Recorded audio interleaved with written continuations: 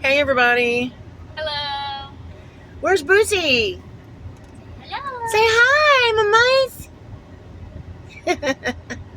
My little granddaughter. Only granddaughter yet. I got one more still in the womb.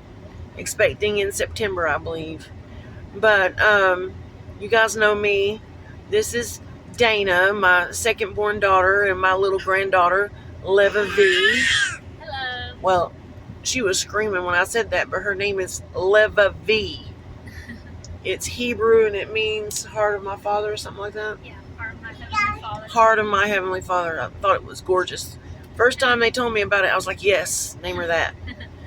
But Dayna is expecting my fifth grandbaby.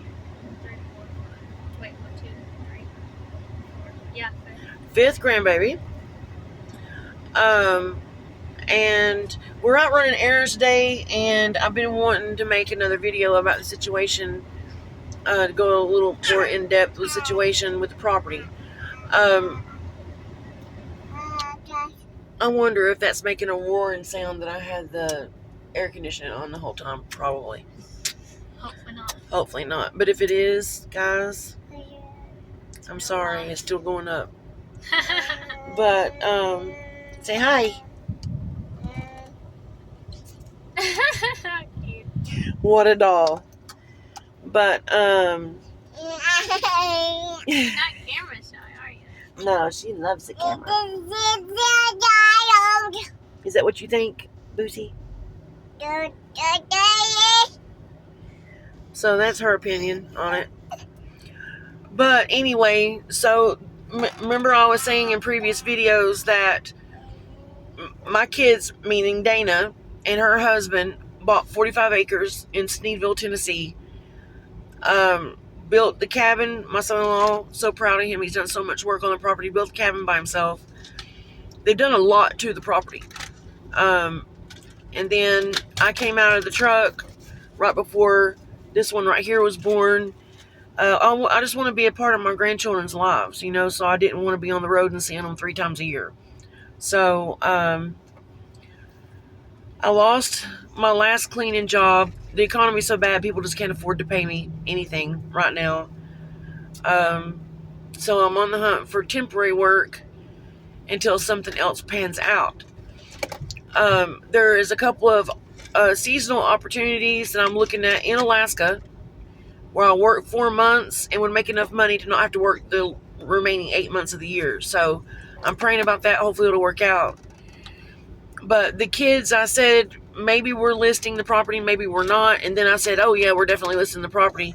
But you want to share, Dayna, like where you and Colton are at with it? Yeah, it's just hard to make it out here in this little town. We got another baby on the way, and just a lot of factors going into the reason. It's better, because we like this lifestyle. We like living off grid. We like being a little family compound, and we like doing all those things, prepping kind of ish, and ultimately getting back to the way we believe that God had things, and just being self-sufficient and raising our children in a certain way. But so you have to drive far to get a job that just pays the bills and leaves you a little bit extra, barely. If you're lucky. Yeah, if you're lucky. That's an hour either way for any kind of work.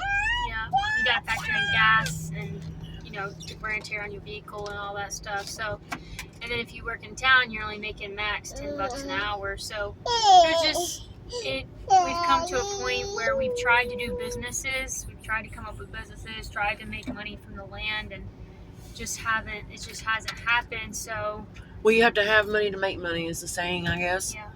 We wouldn't be leaving if it wasn't for the fact of money, because I think that's kind of a misconstrued idea that people may have, that we're just like can't hack it out here anymore and are giving up. We've been out here for like 3 years, going on 4 or something like that.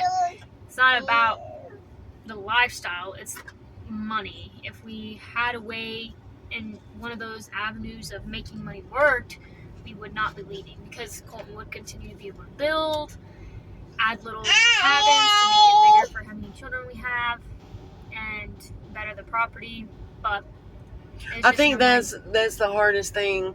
Like when I told a family member that we were probably selling the property and I was possibly going to Alaska for seasonal work, it was just kind of treated like I was a failure. And the shoulda, coulda, wouldas, oh, you shouldn't have done that. And because the whole family, most of the family thinks we're crazy for living the way we live. And the joke was, and I think they joke about it, but I think it's very serious, that if everything was to hit the fan, they're happy we're out off grid, off on the property. They just they don't want to rough it. So they want us to get the property ready, and when something hits the fan, they can just come join us after all the hard work's been done. But, and I know that I don't want to put words in your mouth, Dayna, or anything, but from what I understand, other people that you've talked about it are just kind of like, well, everybody thought we were crazy for living off grid and stuff like that anyway, but yeah, that's not what's important to us in life. Comforts of life is not what's important. It's the values, the morals, and how the children are raised is number one. Yeah. And if we have to sacrifice some comforts for that, so be it. Yeah. But anyway, do you feel like that was kind of the take everybody has on it, really? Yeah, it's that kind of like people saw this coming or something, but that's not the case. It's every money avenue we've tried just has not panned out, and we could, if we really wanted to, stay on the $10 an hour and make it out there, barely, but we would make it. We would make it. We just wouldn't be able to improve anything, and that's the point of building it up. And on top of that, everyone's understanding, like, I don't dictate how many children we have, God does. So if I end up having 6 kids, which people have lived like that in little one cabins like that, but we would want something to expand. I need a better kitchen. I was going to get a kitchen. I was going to get countertops and all those things. And then Colton got the lesser paying job, and now he can't afford to buy things to continue. So that's just the matter of the fact is we can't improve with the money because we're just paying the bills. There's literally no extra money. So that's the reason we're deciding to list it for sale. This is not the end of this kind of era. We're temporarily going to be, getting a camper or moving into an apartment temporarily, whatever. But then we will be getting land again with a house on it. The goal is to get a house on it. And then take that house off grid, right? Yeah, and then make the house off grid. Gonna do water catchment, gonna do the solar panels, gonna do all that. And then even if we have more kids, he can build onto the house, whatever. Yeah. But a better paying job where he has the money to do so. So it's not the end of this lifestyle. It's just it's the end of it right now. It's put on pause. Yeah. It's put on pause. So they're not quite sure what they're going to do yet. They're looking at possibly getting a camper.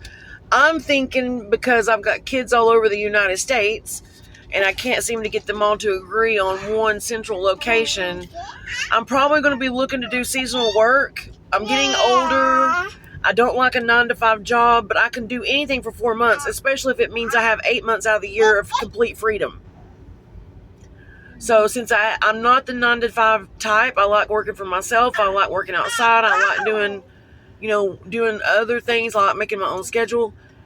But if this pans out to make in 4 months what I would make at a good paying job all year, I can do a 9 to 9 or even more for 4. I can hang by the windowsill by my fingernails for 4 months. You know what I mean?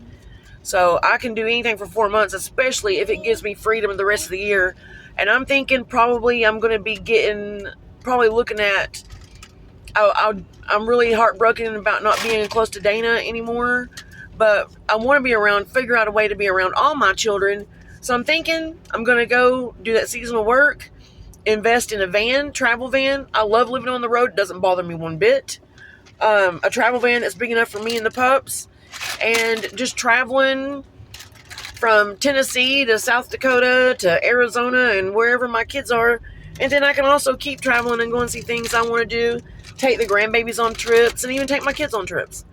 So I'm looking at possibly seasonal work out of Alaska, so I can get out of this heat, number one, and then making enough money where I can just have the freedom the rest of the 8 months and do what I want to. So you want to add anything else, baby? No, that's pretty much it. That's where we're at. It's bitter sweetish, but for me more so a little bit bitter. But we're trusting God, though. He's got the plan that we'll all be happy, you know. In some degree, our off-grid lifestyle is harder in ways, but it's more rewarding, we believe. Oh yeah. So in some degree, having this a little bit of paused era will provide some sort of relief, I guess. Not that it's unwanted, or because we like this lifestyle, like we said, but it will be, wow, I have a dishwasher, or a dryer, or I have a sink, I can flush the toilet. Like, there's a lot of amenities you don't think of when you live your whole life like that, versus when you go and do what we've done, and you're like, wow, all these amenities, all the easy things you don't have. You don't think about going to the bathroom. Yeah. But when you live like we do, and it's a process, and you have to go outside to go to the bathroom, then you have to dispose of going to the bathroom, and it's a whole lot more than just mindlessly walking into a room. You don't even think about the process when you go to the bathroom in a modern home.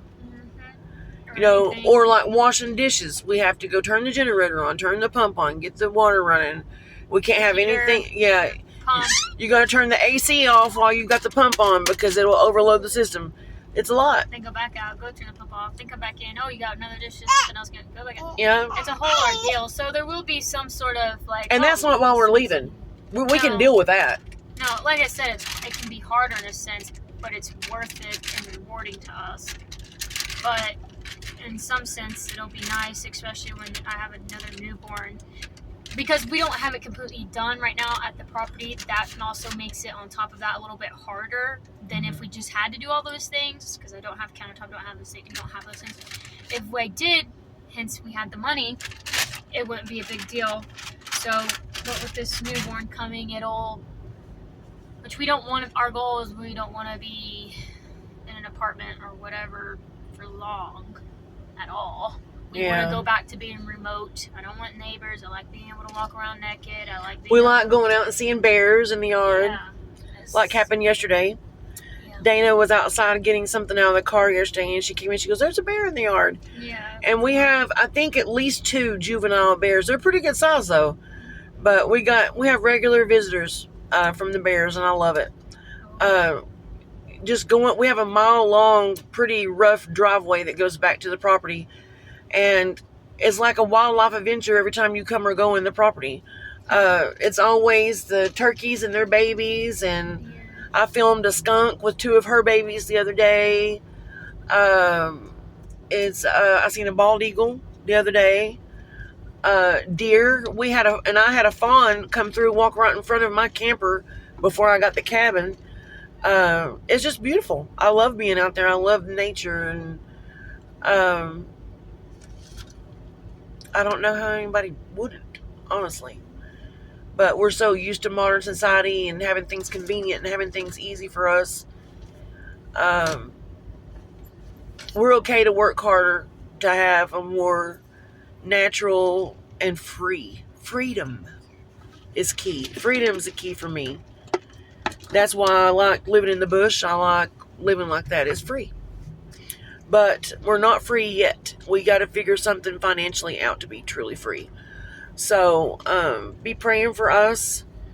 We're fixing to head on up the mountain. We're headed back to the property now, but I wanted to make a quick video before we start driving up the mountain because we have no signal going up the mountain. But we love you guys. We're praying for everybody. Pray for us. Reach out. I would love to meet some of you guys. Build a community here. Dayna has a wonderful channel. What's it called? Cross Center Farm? Yep. Cross Center Farm. It's great. She does so much better at videos than I do. But there's a lot on there. You'd really like it. Go check them out. So crossing the farm, I'm also gonna add it, and I got a little girl that's turning windshield wipers on right now. Yeah, that's probably what you're hearing. That's the windshield wipers. Okay, excuse me, thank you, honey. You proud of yourself? I can tell, and I don't know how. Okay, we may have permanent windshield wipers, y'all. There we go. This isn't my car. I don't. Hey, look here, girl. You getting aggressive with that thing? She's gonna tell you. Look at her. She's a booger. Girl. But check them out. I know that there's a place on YouTube where you can put like channels you follow, subscriptions, stuff like that. So I will definitely do that so you can find her. Well worth the watch. Go watch it. You'll really like her channel. Everybody loves her channel. It's hard to get your channel out there for people to even know you exist, but she's got an awesome channel, really. She's very talented at editing. She's very talented at making cool videos. I don't have that. I'm trying to sweet talk her into helping me, but she's really good at it. And there's a lot of good beneficial information about off-grid living, about pregnancy, about all that good stuff. So go check her out. We love you guys. We're praying for y'all. Please keep us in your prayers. Comment. Subscribe. Yep, subscribe for sure. Yeah, I never tell anybody that. Subscribe, like, and comment. Yeah, subscribe, like, and comment. I'm going to have to get that in my head. All right. Well, we love you guys. We're out. Love y'all. Bye. Bye.